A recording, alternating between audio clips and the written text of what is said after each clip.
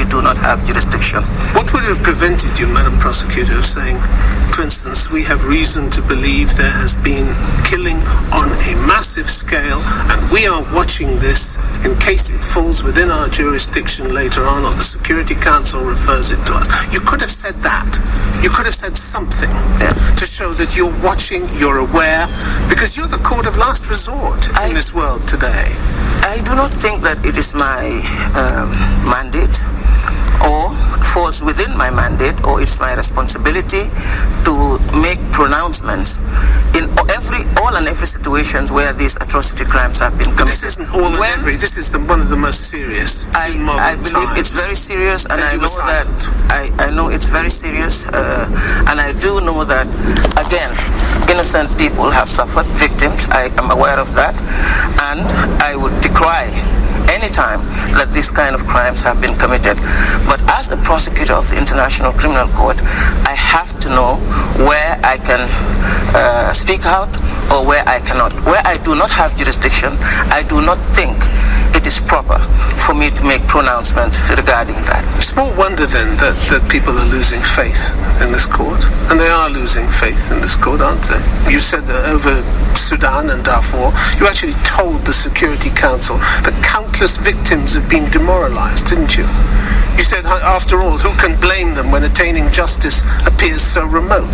Not the least because of the absence of adequate follow-up and support from the Security Council. You went to the Security Council, you pointed a finger at them, and you said you're letting down the victims. But you're letting them down in all these other countries as well, aren't you? Where we have jurisdiction. In Sudan, we were giving jurisdiction, or we were in the situation.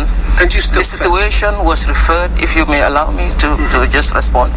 The situation in Darfur, as you know, was referred to the ICC by the UN Security Council, and this gave us the mandate to be able to intervene in that situation and exercise that mandate. But you failed. But nonetheless, I do not believe that we have failed. I do not believe. What I have been emphasizing to the UN Security Council is that since they referred this situation to us, to the ICC, they also have a responsibility to support us in the investigations and prosecutions that we are undertaking in Darfur. And when I refer to the victims, I'm referring to the victims of the crimes that were committed in the Sudan. You say this isn't a failure, but you actually told the Security Council year after year, victims' hopes and aspirations for justice and a durable peace have been dashed. These are your words. This is true. This is true. And this is a failure on a grand scale, isn't it? I believe, Tim, we're taking this out of context. As I said, the situation in this Sudan, in Darfur, was referred to the ICC by the UN Security Council. I understand this, but you're part of the system that has failed.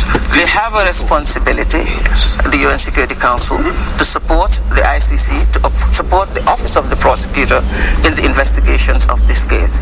And they are not doing that. I therefore will have to keep on reminding them that responsibility, that duty is theirs. What we are supposed to do... But my point is, you're part of this system. What we are supposed to do... I don't disagree with that. What we are supposed to do as an office of the prosecutor is to investigate these crimes. This is our responsibility. When the referral was made to us, we investigated these crimes under very difficult circumstances. As you know, the Sudan has not agreed to cooperate with the ICC, and we had to investigate without going to Sudan. I understand this. And that was our responsibility. But the result... Our responsibility is to investigate. But the result is, as you put it, the frustration and resignation of the victims in the face of inaction must weigh heavily on our collective conscience. And my question to you is, does it weigh on your conscience too? I think I've said that. I've been loud and clear in saying that. It does, because this is a system. The court cannot work alone. The court needs cooperation. The ICC needs support from its member states. This is how it was set up to work. So I say the system is no longer fit for purpose. You went before the Security Council, Madam Prosecutor. You accused them of empty promises. You accused them of inaction in the face of indiscriminate killings. And they didn't even blush. They simply thanked you for coming. That was the response that you got. Why go on with this farce? I think it is still my responsibility. That should not discourage me. The court was set up, the office was set up to do just that, to investigate and prosecute. In this particular instance, when we got a referral, and after making our own analysis that we should investigate into this situation, we have continued and have been committed to this. From the very beginning, we have continued to work on this file. We have continued to attempt to give victims a voice. I understand. Continued, and that is what we have done. But in Darfur, you have victims who have no voice. If I may just complete, what we were supposed to do, I believe, in the situation in Darfur, we have done. We have been fully committed to it, and we've been doing it from the beginning. What comfort is that to the victims? We have that you have followed procedures. What comfort is that to the victims? We have requested, as you know, we've requested for several arrest warrants. I know, but I'm looking at results, and you're looking at procedures. I'm looking at the result. It doesn't make any difference to these poor people who are suffering indiscriminate killings and abuses, whole range of abuses, that you have followed the procedures. That's no comfort to them. The results are a comfort, and the results, have you said, the system has let them down. I think that when I referred to the UN Security Council this situation, when I spoke to the UN Security Council, it is to remind them that we have a collective responsibility, which we all must do. Not one side doing its part and the other not doing its side. But you can remind them until the cows come home and nothing changes. That is not year after year you've reminded. Of course, as time goes on, we'll have to reassess what positions and what actions we take. It's time now to reassess. How many more people have to suffer? I think that by abandoning the case, if that is what you are implying, I don't think that is the result of what we should do.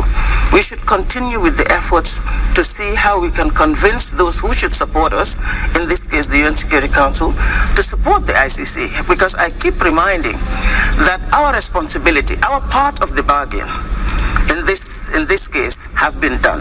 And I said it has been, and I think it has been fully done, and that is to investigate the cases and to come out with arrest warrants. The execution of those warrants is not the responsibility of the ICC. You must remember that. We were set up not to execute warrants. I understand that, but you're taking responsibility for just a tiny portion of this. That is our duty. I understand that. That is the obligation we have.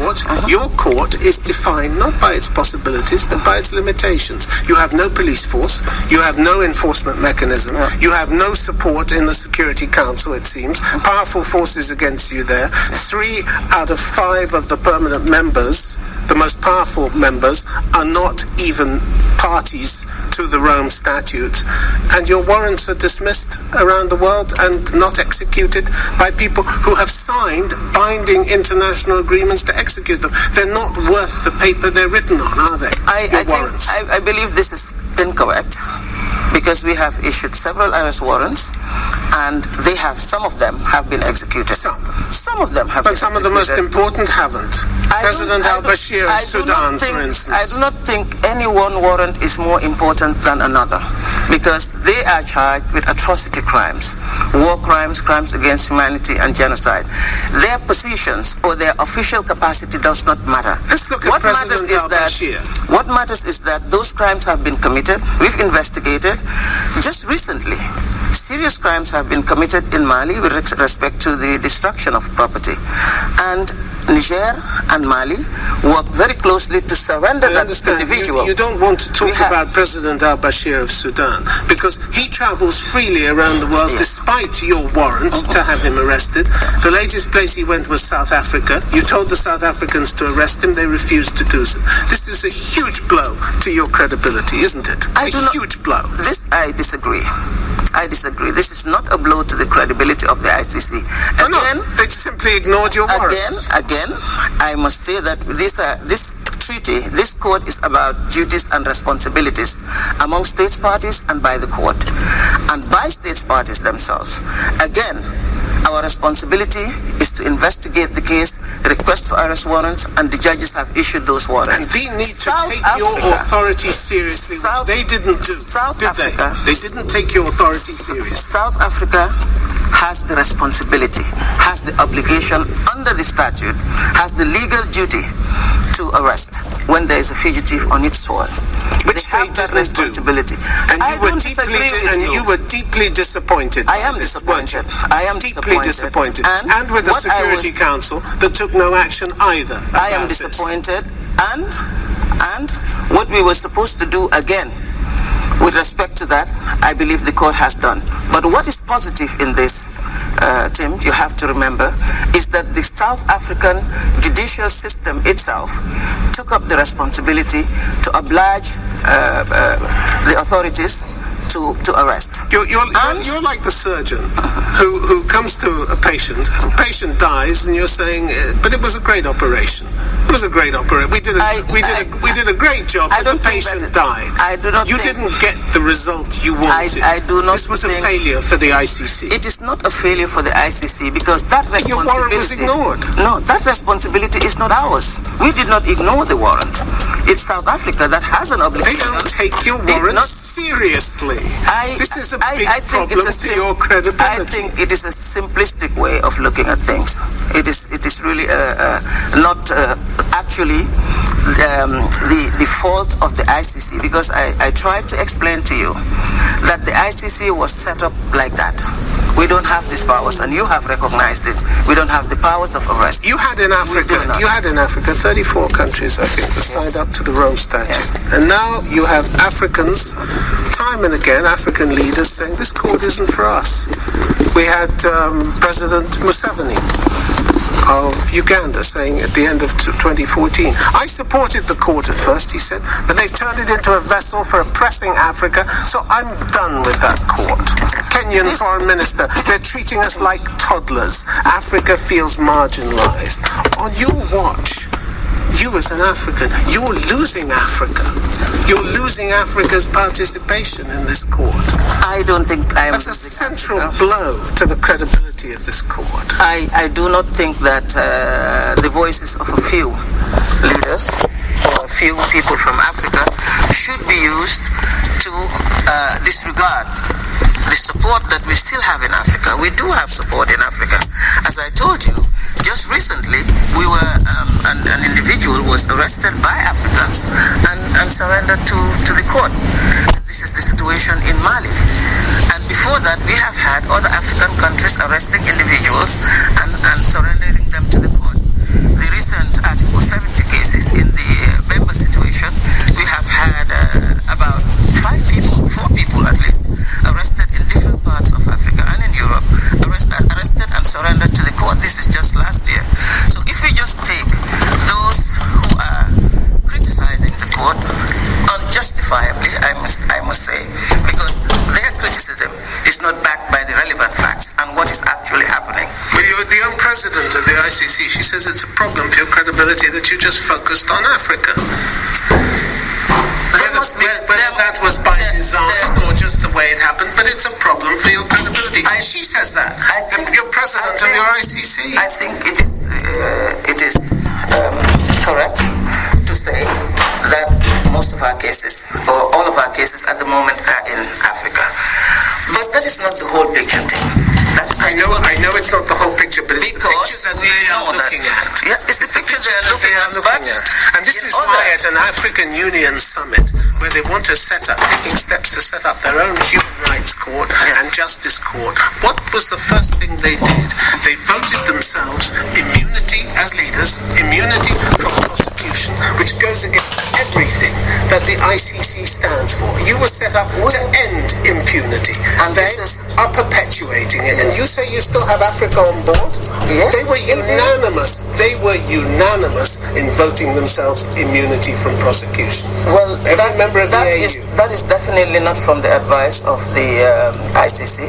No. Because in our statute, and this will continue to be, we don't advise them. We do not advise them. In the statute, there is no immunity, as you know, for head of state or whoever you may be, whatever your official capacity. They've just voted it for themselves. But that is for themselves, and it is for a court. I do not think that. Firstly, I want to say that. You're proud of what they did? Definitely, I'm not proud. I'm not proud of that, because I think the kinds of court that the ICC is, why it was set up, is to exactly deal with that. So it was a slap in the face for them to do that. A slap in the face. I don't know why, what they are doing, setting up their court.